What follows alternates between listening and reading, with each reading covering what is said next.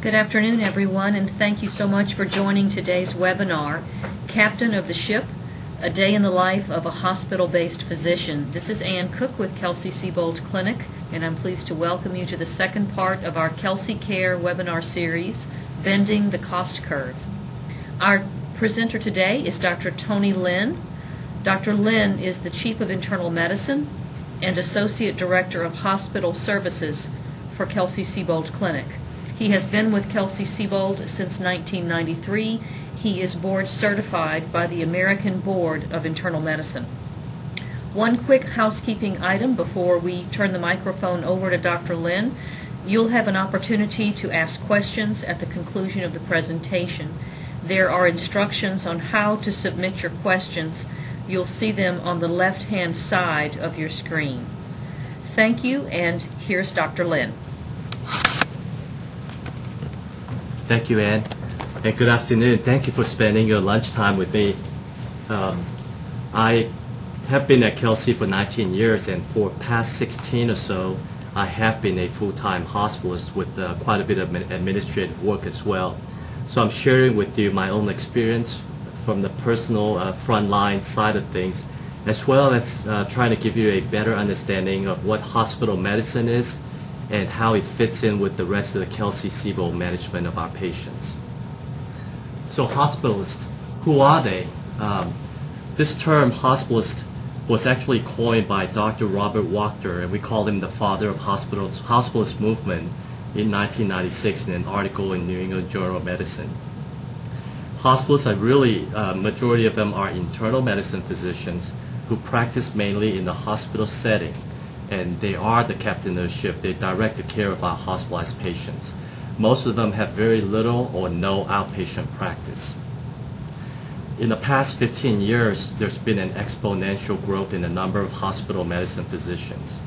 The Society of Hospital Medicine estimates in 2012 that there are approximately 34,000 physicians in this specialty. I want to contrast that to 1997 when I first started as a full-time hospitalist. The first meeting for the Society of Hospital Medicine, there were 150 doctors in attendance. Nowadays, there are probably about 3,000 to 5,000. There were about 3,000 hospitalists cut nationwide in 1997, and now there are 34,000. So a very rapidly growing specialty. So why is there an exponential growth? Why hospitalists? What's so special about them? Physician manpower imbalance is a big reason for it. There is a shortage of primary care physicians. And anytime a primary care physician gets out of the office to go to the hospital, that is time out from seeing patients in the office. And the other part, a big part of it is that primary care doctors also love the lifestyle of just being able to practice in the office. And so they really welcome the movement of hospital medicine. There's also been an emphasis on efficiency and cost containment. As you know, hospital cost is about 40 or more percentage of the total healthcare dollar. And so being the ability to manage that properly is a big component of overall cost containment. More recently, there's been an emphasis on quality. Both from the CMS side and from the provider side, we wanted to have core measures and other quality indicators, and really no one better to work with that than a group of doctors that are full-time based in the hospital. There's obviously been an increase in the medical complexity of hospitalized patients. All the simple cases that we used to put in the hospital are really being treated on an outpatient basis, and so patients who are in the hospital for the most part are patients who really need to be there and who are very complex medically. There's also been an increase in complexity on the the medical care network, healthcare network, and the types of the systems. Doctors who are familiar with skilled nursing facility, do our patients go to rehab, or are they better served to be in an LTAC? Getting the patient to the right level of care at the right time to be cared for by the right doctors are a big part of the benefits of having the hospitalists on board. What are some other names for hospitalists? We've been called a lot of different things, but here's some of them. Inpatient physicians, captain of the ship, my favorite one, which is my hospital PCP, and hospital medicine specialists, as well as sometimes we're called by other doctors or everyone else who feel like we can take care of everything there. That's that doctor in the hospital who can take care of everything. So what do this hospitalists really do in a day-to-day basis? The next slide, I'm showing you a typical day for a hospitalist, and I put typical in the quotation mark because there are always emergencies and there are always adjustments on the fly. So this would be a good representation, but doesn't always happen this way. 7 a.m. I get to the hospital. I'll probably check in with the doctors who were on call the night before. Any of my patients have fever or chest pain? Do I need to go see someone first thing first, or do I just go through my usual routine? After that checkout, I would typically begin rounding. And rounding could mean seeing patients. It could mean meeting with the family in a conference. It could also be discussing cases with my surgeons or other specialists, looking up test results from the night before, and obviously sometimes there may be tough cases where I really do need to go read up on a specific disease or specific treatment to better serve my patients. Sometime in the morning, typically around 9:30 or so, I would meet with members of my care team. That includes case managers, social workers, pharmacists, and other physicians to review treatment plan for patients. After that short break meeting with the team, we go back to rounding and also discharging and admitting new patients, depending on our schedule. The discharge, and I'll go into more details of this later on for Kelsey physicians, but discharging patients includes a lot of different tasks. That's reviewing discharge instructions with patients and nurses, dictating a summary for the primary care doctor, arranging for follow-up appointments, and making sure the medications are right when the patients go home, and setting up home health and outpatient treatment.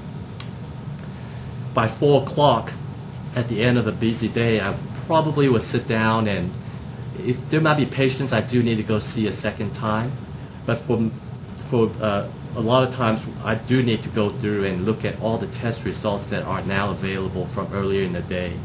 I could act on those and not waste any time letting them sit overnight without any action on the test results. Hopefully by 7 p.m., sometimes a little earlier, I will be able to check out to the doctor who's going to be in the hospital that night. That way I make sure my patient has a full-time 24-hour coverage for any emergencies. So that's a typical day from my perspective.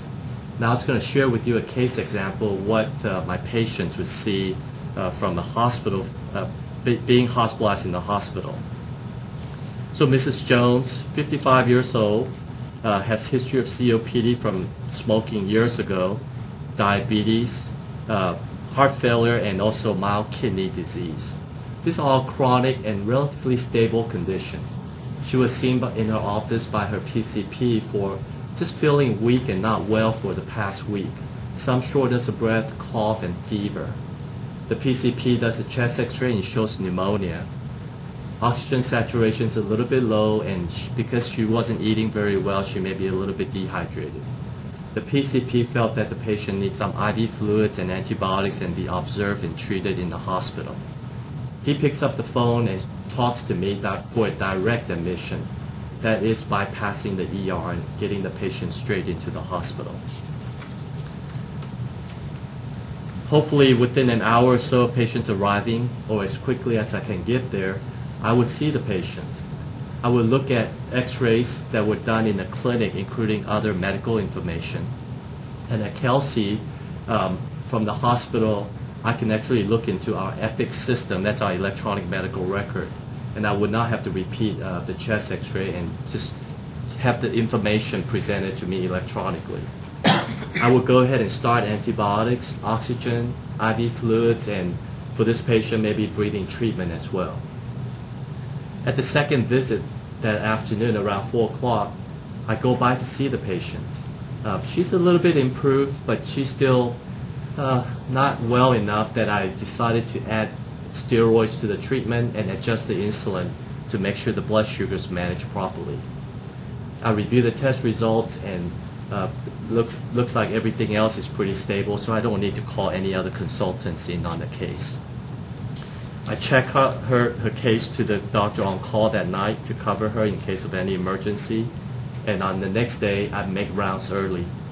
I would see Miss Jones. She looks stable, not as well as I expected her to be, still some wheezing. So I consult my pulmonary specialist. This will be Kelsey-Seybold specialists who are full-time in the hospital as well. And the doctor would come by, see the patient, and make changes to the antibiotic regimen. We would discuss the case, and I would observe to make sure the treatment is progressing. That afternoon, when I come back to see her again, I happen to see the family at the bedside. We talk about the progress so far. She's improved, but still a little bit short of breath. So I continued the oxygen, but ordered it with the physical therapy to walk around with her around the hallways. On day 3, again, come by early in the morning, and I would see her. At this time, she's improved quite a bit, and I would initiate with the case manager and the patient, start discussing about going home, hopefully in about 24 hours or so. I adjust the medications, and oh, by the way, the antibiotics, you know what, that may interact with one of the cardiac medications. So I would call up the cardiologist who calls me back, and we talk about the possibility, how significant the interaction may be, and what the benefits are. We decided that we would leave it alone, that the cardiologist doesn't need to come see the patient, and we would set up a follow-up appointment with the cardiologist outpatient. That afternoon, I come by again. This time I see that the home oxygen and nebulizer has been arranged for delivery tomorrow morning. The family is ready to take her home the following day if she continues to improve as she has been. On day 4, discharge day, patient feels very well. She's ready to go home. And many patients are excited to go home on that day. So I want to make sure that I go through the medication list of final time, the things I've added or things I've taken out, that they get a list of that medication to go home. And by the way, I would put a list of that medication into our electronic medical records so that the primary care doctor would have access to that list as well. I review the medications with Mrs. Jones, and I also would usually hand her an appointment time with the PCP, typically about a week after discharge. I will then have to dictate a discharge summary, and that will go into the electronic medical record so the outpatient care team can follow up on this. If necessary, if there was something very unusual or I need to talk to the primary care doctors directly, I certainly can call them up and hand off verbally to this physician as well. So what have I done as a hospitalist? What have I accomplished? I want to share with you some of this a doctor's guess and what the efficiency and the cost might be. When the patient was admitted to me from the clinic to the hospital, if the patient is medically stable and if there's beds available, we want to avoid the ER if possible. Not just from the waiting time and not just from the hassle, but anytime a patient's in the ER, just from the ER visit, the facility charge, we know there's probably about $1,000 worth of cost there. If I could avoid repeating an x-ray because I can't find one, or recheck a kidney blood test, or recheck a bunch of other blood tests because I don't have those results, I know I could avoid duplicating those costs. I just estimate that could be anywhere from $100 to $2,000 or more. When I'm able to avoid unnecessary consultations, in this case, the cardiologist doesn't really need to see her. The heart's been fine. The kidney function's been stable. I don't need the kidney doctors to see her. I could probably avoid additional costs and testing associated with those consults as well.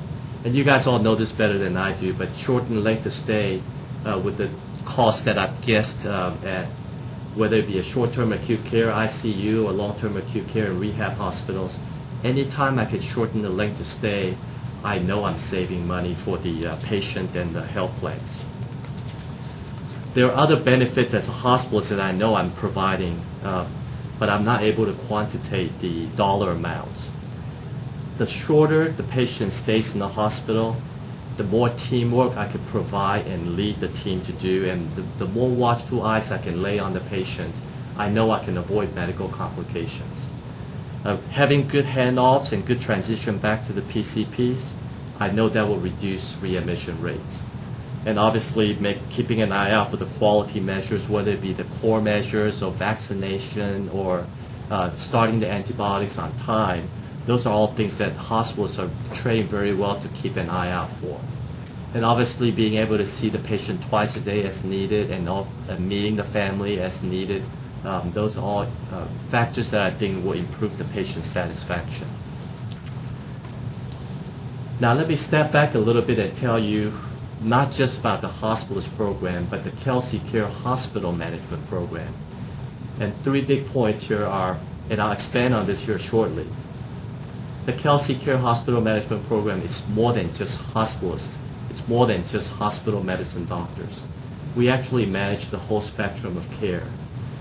We also work collaboratively with a network of affiliate physicians. These are non-Kelsey physicians, but they work with us closely, and a whole network of affiliate hospitals to cover the whole metro area in Houston. We do utilize a full spectrum of Kelsey resources to coordinate the care of our hospitalized patients. And again, let me expand on this a little bit. The Kelsey-Care Hospital Management Program, we do use the hospitalist model, as I mentioned to you, and they are full-time Kelsey internal medicine and Kelsey pediatric hospitalists. But what's special about our program, I think, is that we have full-time Kelsey doctors who are specialists, GI, cardiology, pulmonary, and others, who on a weekly basis, they do not have office responsibilities. They're just devoted full-time to the hospital. And by doing this, they're available to our hospitalists readily. They don't have to wait to do procedures on Monday when they could do it on a Friday afternoon. They could do them on a weekend and not wait till next week. So I believe that there is certainly efficiency in that. We do also bring a different philosophy of care with Kelsey-Care. As you guys all know, that we are on the capitation model, and so the productivity for the hospitalists are redefined. Our goals are not to see as many patients as we can for billing purposes. Our goal becomes that of how can we see the number of patients we have and make it the most efficient care possible. And in that regard, we don't have to consult as many of our buddies to be on the case in specialists. We could just do what's needed and turn the patient back over to the primary care doctors and the specialists on the outpatient side. We are very focused on this Delta culture, and Delta is a big word at Kelsey, and that tells us the difference in the total cost of care when the patient do come to Kelsey. We are very focused in a hospitalist program to make sure we have that in mind, and we'll focus on that at all times. A good example of this would be a patient of ours who has blood sugar at home. They check it and it's 600. If you're not diabetic, 600 is a very high blood sugar, and it pretty much requires treatment right away. IV fluids, patient comes to the emergency room. The emergency room doctor checks them, gets a blood test. Most of the time they would give us a call and say, hey, I want to put this patient in the hospital for a day or 2 or 3 to control this blood sugar. In this case, we do go down, see the patient with an intention of possibly admitting the patient. However, in talking to the patient, he feels fine. Maybe a little tired, maybe a little dehydrated, and not 100%, but he really wants to go home. Well, hospitalists would work with this patient, treat the patient with IV fluids, maybe some insulin, and check the blood test in the ER. And after 2 or 3 hours, if the blood sugar comes down to 200-300, I don't need to admit this patient. I can make an appointment the following day with their primary care doctor, or I could even see that patient in my own office across the street if I need to, just to make sure that they're well. I could turn that potential admission into an outpatient ER visit. So with this, the next bullet point of post-discharge transition of care, I mentioned about transitional care clinic. Every one of our hospitals has the option of seeing a patient for 1 time or 2 times post-discharge to make sure that handoff is smooth and without any gaps. Most of our patients obviously like to go back to their primary care doctors, but there are times when medically it's best that the same doctor sees you the next day following an ER visit or following a prolonged hospitalization. The post-discharge transitional care includes as I mentioned before, making an appointment for the patient, making sure the list of medications are available to our primary care doctors, and that a dictation of what happened in the hospital is also available to our outpatient care team. We also have a good team of Kelsey-Care case managers, and frequently we are able to identify our high-risk patients, and we could turn that care over to another pair of eyes in the case management team. It might end up being a social work visit. It might end up being a extra phone calls, maybe arranging for help with some type of assistance through the system.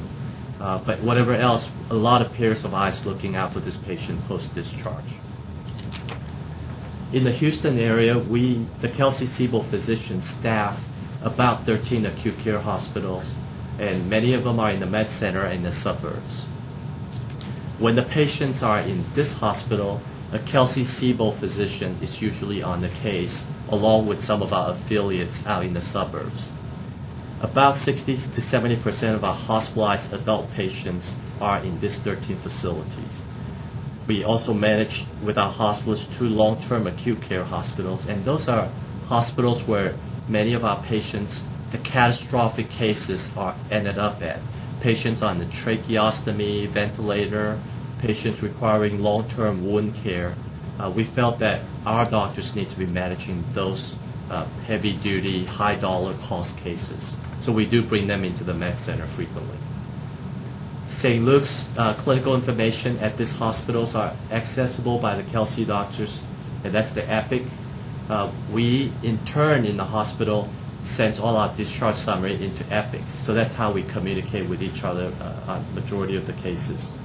The level of coordinations when the patients end up in a Kelsey-staffed hospital is very high. I'm showing you here a list of a snapshot of many hospitals in the Houston area, and at each of the hospital we try to build a network of hospitalists that we know and we trust and we can train. These hospitalists are the affiliate staffed hospitals. About 15 to 20% of our patients, hospitalized patients, end up at these facilities. They're not cared for by Kelsey-Seybold physicians, but they're cared for by Kelsey-Seybold affiliate physicians. These hospitalists are contracted with the medical group. We have ongoing orientation. We review cases with them, and we train them. We provide them with ITX support to be able to see some Kelsey notes, and we also provide them with clinical support through our case management. They can ask for, hey, can you give me an appointment with the primary care doctor by next week? I'm sending the patient home today. We will work with them to make sure those type of follow-ups are arranged. So medical management through these affiliates are a big part of when they're ended up in hospitals where Kelsey-Seybold doctors are not at. And that's the coordination of care with them. That's obviously, they send discharge summaries and notifications to us. It's a work in progress, but this is a big part of our network as well. We discuss cases with them, and we talk to them about cases if we do not agree on management. What about patients that call 911 and just end up wherever they're needed, whether it be a motor vehicle accident, a burn unit in Herman, or other places where we are not at? About 10 to 20% of our hospitalized patients do end up at hospitals where someone's taking care of them because they're needed to be there. It's an emergency. This is where Kelsey Care resources are applied to them. We have a team of RNs and LVNs, and we track, because they're Kelsey Care, we do get notified that the patients are at their facilities. Our nurses and our case managers would talk to these case managers at the hospital, and they review cases for appropriateness of care, utilization, and frequently they'll redirect the care back into network if some things we are able to handle in our own network. I frequently review cases with these case managers, and for very difficult cases that looks like it's going nowhere or the doctors out there are just having difficulties, we would bring that patient back to Kelsey-Seybold Physician Hospitals, most likely St. Luke's Hospital in the Med Center. Kelsey resources in hospital management. I put the hospital in quotation mark again because I want to share with you that managing hospitalized patients and the total cost of care is more than just hospitalist. And so I put a statement here that best hospital utilization is avoiding those unnecessary or inappropriate admissions. To that end, I want to share with you what we're doing at Kelsey-Seybold in the Kelsey-Care program. Frequently, patients with blood clots in the legs need blood thinner shots. Blood clots to the lungs need blood thinner shots. It's not wrong to put them in the hospital, but many patients, when they're stable, can be treated on an outpatient basis if your physicians are comfortable with that. Outpatient transfusion. Patient may be chronically anemic but do need blood transfusion. In the past, we may admit a patient for a day or two or three to get blood work done and test them and work them out, get them the transfusion in the hospital. We don't need to do that anymore. We could do them outpatient. Kelsey Academy is a program that we put into place that quarterly we go out to our Kelsey physician sites and we train them, we talk to them about these common medical conditions that we can manage more efficiently and more appropriately on an outpatient setting. And as a result, we're very happy that many of our primary care doctors can take on managing these patients without putting them in the hospital. A second part of our program, hospital management program, that's really on an outpatient basis is the palliative care. This is a big movement across the country now, but about 2 or 3 years ago, we started a program at Kelsey. We have a board-certified palliative care hospice physician that works with us, and she is a full-time Kelsey physician. This program has been very well accepted by the patient's family and also our physicians. This program helps our patients who may be terminal, maybe end-stage cardiomyopathy, CHF, or lung disease that really nothing's going to help. But our goal becomes that of how can we keep you comfortable, how can we support your family, and how can we manage you without being in and out of the hospital. The program includes long extended office visits, a lot of telephone calls, case management support, as well as home visits if needed.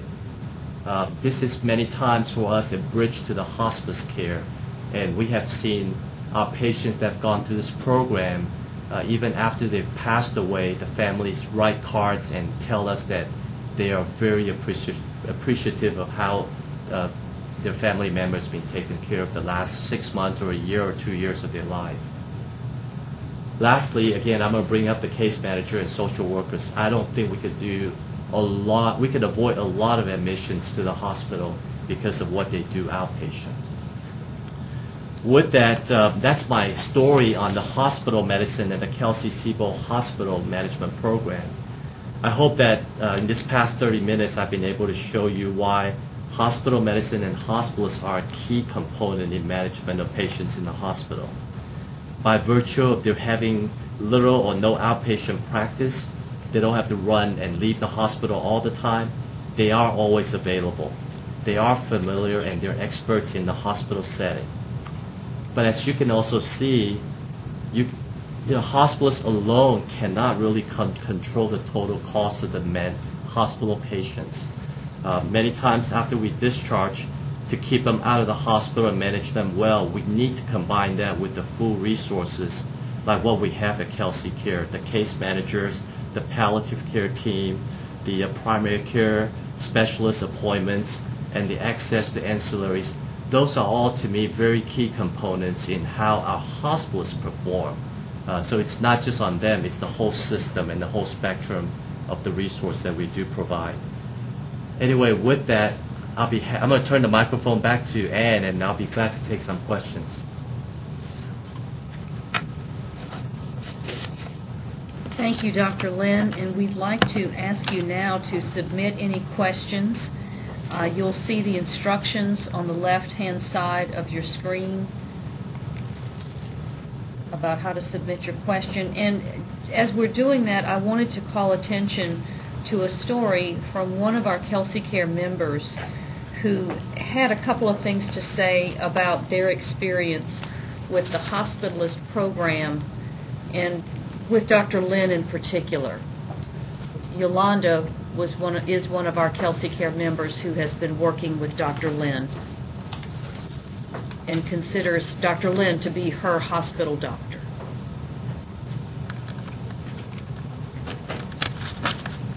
Okay, questions? First question here, how many hospitalists does Kelsey-Seybold have? I would say on the internal medicine and pediatric side, we have a total about 16 FTE equivalents of hospitals. So 16 full-time hospitals would be the number I would peg. Although that's not counting our specialists and our internists who share call with us and so forth. So, but 16 would be a good number. Okay, next question. Why did you choose to become a hospitalist? And how has being a hospitalist changed over the years? Has it met your expectation? Good question. For me, as I mentioned to you before, hospitalist medicine has been around in different forms years ago, but it wasn't really until 1996 that the term hospitalist became known.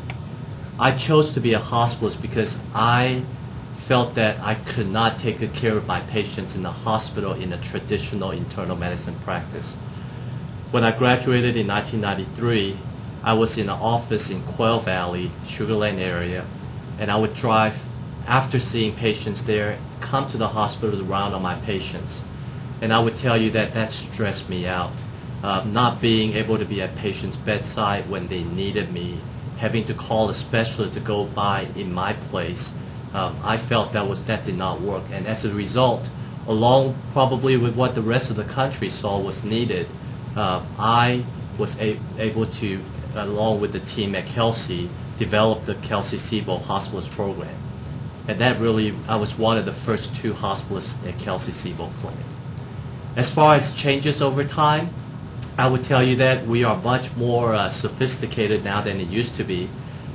In the old days, I think anyone who's willing to give up their practice outpatient can become a hospitalist. Now there's a lot of training in terms of quality measures. In the hospital side, you're expected to work with them on implementing IT systems, on quality committees, P&T committees, anything to work with patient flow and working with other specialists. It's becoming more than just a doctor. You're really a manager of inpatient care. And the hospital, as well as health plans and patients, look at you to drive the care and the flow of the care. So I think that's probably the biggest thing that's changed. Has it met my expectation? Yes, it has. It's made my life easier, although the work is harder for sure. Cases are more acute. There's no such thing as an easy admission anymore. Patients who don't need to be in the hospital should be outpatient. And there's a lot more pressure from both patients and the hospital as far as trying to make sure that we are watching both quality and efficiency measures. So it has met my expectation, and I don't think, if I have to do it again, I'll probably do it again exactly the way I've done it. Okay. All right, next question. What role does a hospitalist play in accountable care and healthcare reform? Wow, good question. So Society of Hospital Medicine, they actually have a political action committee or political arm to this to advise, and they've been invited into the healthcare reform and healthcare debate. In fact, the most recent, and I think this might have been within the last year, the CMS medical director is a former hospital medicine doctor out of Cincinnati, I believe. And so hospitalists are being tapped to be CEOs of health system, to be medical directors of health plan, and in all kinds of advisory role to politicians. So yes, they have a big part in it. I think not just the hospitalist, but any physician, if we are able to focus on adding value to the care for our patients and improving the quality and keeping the total cost in mind, I believe there is a big role for anyone who's willing to do that in the accountable care and the healthcare reform. So I think Kelsey, I'm very fortunate to be working at Kelsey, but we have, as a hospitalist here, we really have all the different tools in the toolbox to be able to make this happen. So accountable care, healthcare reform, hospitalists, hospitalists is right in the middle of it.